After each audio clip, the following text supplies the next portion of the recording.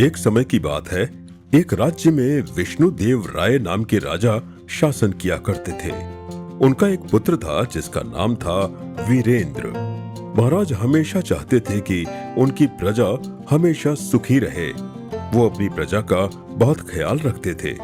प्रजा के सुख दुख को जानने के लिए वो अपने जासूसों पर ही नहीं निर्भर रहते थे, बल्कि अक्सर वेश बदलकर अपने मंत्री के साथ अपने राज्य के भ्रमण पर निकल जाया करते थे।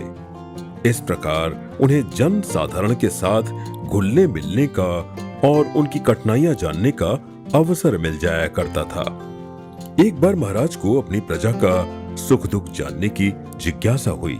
उन्होंने अपने मंत्री से इस बारे में विचार करने की सोची। काफी दिन हो गए हैं मंत्री जी, हम भेष बदलकर अपनी प्रजा के बीच में नहीं गए। हम जानना चाहते हैं कि हमारी प्रजा सुखी है भी या नहीं। हमें जानने की बहुत जिज्ञासा हो रही है कि उनको कोई परेशानी है तो कौन सी परेशानी उनको सबसे ज्यादा प्रभावित कर रही है, ताकि हम उनका निवारण कर सकें। महाराज, आपकी जिज्ञासा उचित है। आपको प्रजा के बीच में अवश्य जाना चाहिए, किंतु मैं चाहता हूँ कि आपको इस बार राजकुमार वीरेंद्र को अपने साथ रखना चाहिए।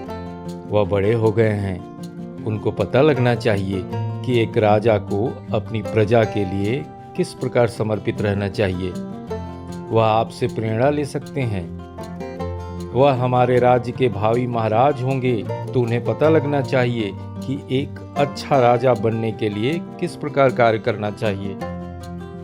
आप उचित कह रहे हैं मंत्री जी। इस बार जब हम भेष बदलकर अपनी प्रजा के बीच में जाएंगे, तब आपके स्थान पर हम राजकुमार वीरेंद्र को अपने साथ रखेंगे। अगले दिन महाराज ने अपने पुत्र राजकुमार वीरेंद्र से इस विषय में बात की और कहा, पुत्र, आपको हमने एक आवश्यक बात बताने के लिए यहाँ बुलवाया है। आप बड़े हो गए हैं और हम चाहते हैं कि आपको राजनीति के बारे में कुछ बताएं। हम समय समय पर अपने मंत्री के साथ भेष बदलकर प्रजा के बीच में जाया करते थे, ताकि अपनी प्रजा के सुख दुख के बारे में स्पष्ट रूप से पता कर सके।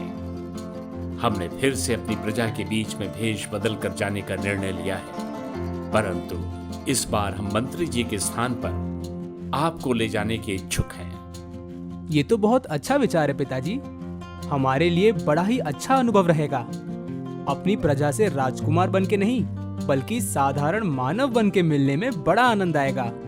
महाराज अपने पुत्र के साथ किसान के वेश में राजधानी से दूर स्थित एक गांव रामपुर जा पहुंचे।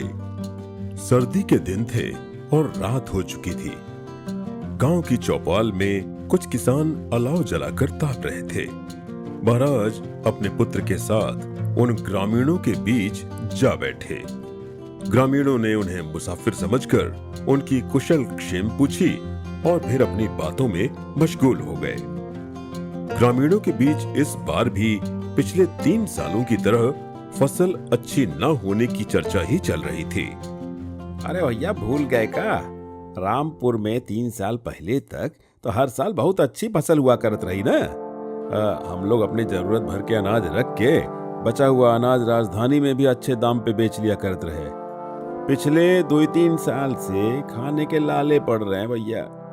अरे क्या करें, हम लोग अपन अनाज जो है राजधानी में भी नहीं भेज पा रहे हैं। करें तो क्या करें? जब अपने खाने के लिए नहीं है तो कहां से भेजें? महाराज का रामपुर आने का मकसद भी यही था कि वे रामपुर से राजधानी में अनाज न आने का कारण जान सकें। अलाव ताप रहे उन ग्रामीणों के बीच से एक नौजवान ने यूं ही बात करते हुए अपनी राय दी कि यदि राज्य की तरफ से उनके गांव के खाने पीने का जिम्मा उठा लिया जाए, तो वे परिवार की समस्याओं को भूलकर खेतों में बड़ी मेहनत से काम कर अनाज का उत्पादन तिगुना चौगुना कर सकते हैं। ग्रामीणों ने उस नौजवान की बात हंसी में उड़ा दी, परंतु महाराज के दिमाग में ये बात घर कर गई। सराय में रात गुजारते समय महाराज विष्णुदेव राय ने अपने पुत्र से पूछा, पुत्र, ग्रामीणों की बातें सुनकर आपको क्या लगता है? अपने विचार हमें बताइए। पिताजी, मुझे लगता है कि किसी भी इंसान को यदि बैठे बैठे ही सब कुछ मिल जाए तो वो कर्मठ होने के बजाय आलसी हो जाता है। महाराज विष्णुदेव राय के दिमाग में ग्रामीणों एवं राजकुमार वीरेंद्र की बातें घूमती रहीं और वो ठीक से सो भी नहीं पाए। दूसरे दिन राजधानी लौट आए। लौटते ही महाराज ने मंत्री जी से मंत्रणा की। मंत्री जी, हम बड़ी असमंजस में हैं। हमारी प्रजा चाहती है कि हम कुछ दिन तक उनके खाने पीने का जिम्मा उठा लें, ताकि वे पारिवारिक निर्वहन के बारे में न सोचते हुए केवल कृषि उपज में अपना पूरा ध्यान लगाएं। किंतु राजकुमार का मत है कि ऐसा करने से गांव वाले काम करना ही बंद कर देंगे। आपका इस विषय में क्या कहना है? महाराज, राजकुमार का कहना उचित है। इतिहास साक्षी है कि जब जब प्रजा को निःशुल्क सुविधाएं दी गई तब तब लोग कर्महीन ही हुए हैं। परंतु हम अपनी प्रजा की भावनाओं को भी तो अनदेखा नहीं कर सकते हैं। हमारा मत है कि कुछ दिन तक प्रजा के खान पान का उत्तरदायित्व राज्य द्वारा उठाया जाएगा। कुछ दिन में ही हमें समझ आ जाएगा कि गांव वाले कर्मठ हुए या आलसी। राज्य में घोषणा की गई कि रामपुर में राजा की तरफ से एक भंडारा खोला जाएगा, जिसमें दोनों समय गांव वालों के भोजन का निःशुल्क प्रबंध किया जाएगा। इसके एवज में रामपुर वासियों से अपेक्षा की जाएगी कि वे खेतों में निश्चिंत होकर काम करें और अनाज का उत्पादन बढ़ाकर राजधानी को भेजें। राज्य उन्हें प्राप्त अनाज का उचित मूल्य भी देगा। इस आदेश के बाद मंत्री ने महाराज को समझाना चाहा कि छोटा मुंह बड़ी बात महाराज, किंतु इससे अच्छा होता यदि गांव वालों को उन्नतिशील कृषि यंत्र, अच्छी खाद व अधिक उपज देने वाले बीज उपलब्ध कराए जाते और उन्हें खेती की नवीनतम विधियों से भी परिचित कराया जाता। परंतु महाराज ने मंत्री की एक न सुनी। आप क्या कहना चाहते हैं मंत्री जी? क्या आप हमारे निर्णय पर प्रश्न चिन्ह लगा रहे हैं? क्या हमें अपनी प्रजा की चिंता नहीं है?